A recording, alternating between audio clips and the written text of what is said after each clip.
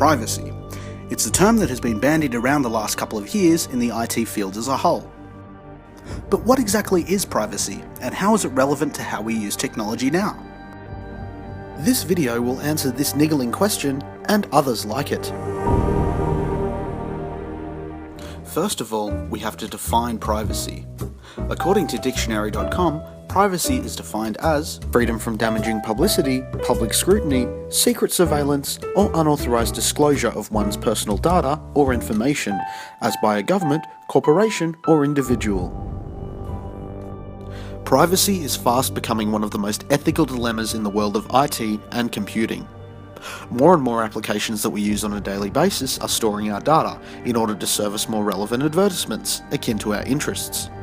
For example, Google and Facebook are companies that depend on our data in order to function.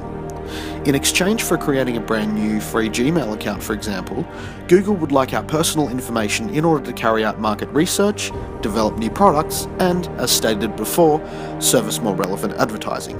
But where do we draw the line? What is our data really being used for? Is Gmail using the contents of our personal emails and documents for their own nefarious purposes?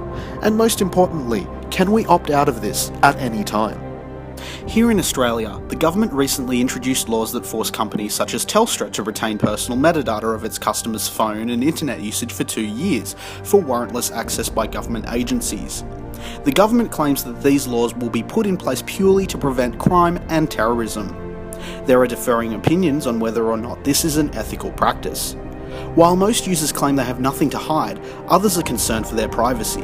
In a speech made by President Obama of the United States, he made a profound statement that sums up the US government's stance on privacy. You can't have 100% security and also then have 100% privacy and zero inconvenience.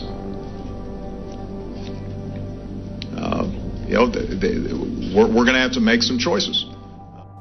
On the 31st of August 2014, a collection of almost 200 private pictures of various celebrities, mostly consisting of women and with many containing nudity, were posted online.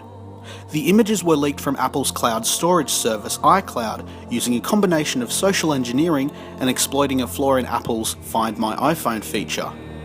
According to security expert Nick Kubrilovic, in addition to the photographs, other personal information such as text messages, calendars, address books, phone call logs, and any other data stored in their phones and backed up to the service were also likely stolen.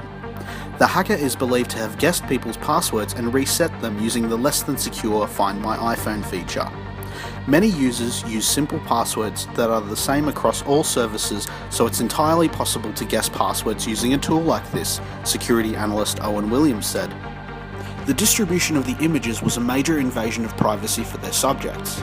The leak also prompted increased concern from analysts surrounding the privacy and security of cloud computing, with a particular emphasis on their use to store sensitive information.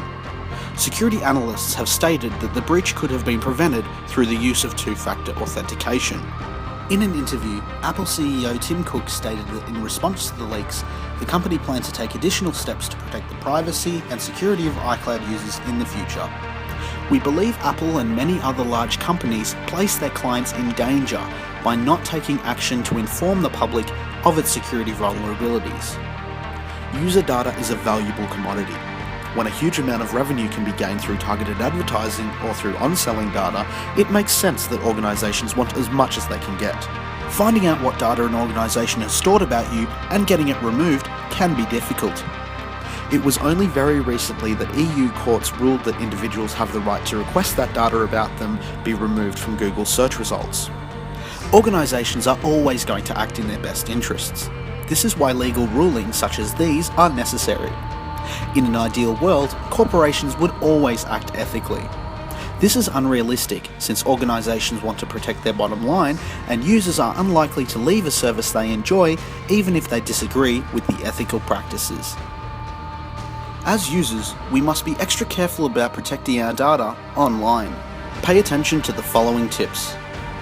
Stop and think before you share any personal or financial information about you, your friends, or family. If you use social networking sites, adjust your privacy settings to control the amount and type of information you want to share. Don't give your email address out without needing to.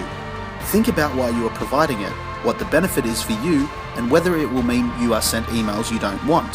Before giving your email address out online, read the website privacy policy.